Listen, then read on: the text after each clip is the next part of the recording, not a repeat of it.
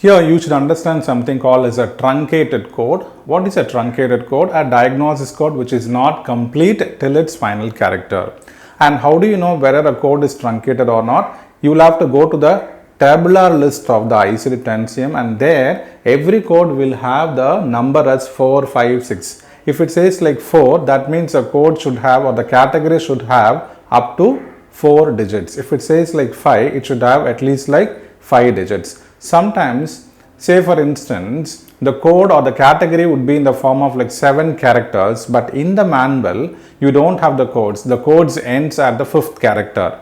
In that case, you will have to use something called like, instead of this 6th and the 7th character, you might have to use a code as X. X in the sense placeholder. Why is this placeholder there? It is for the future expansion.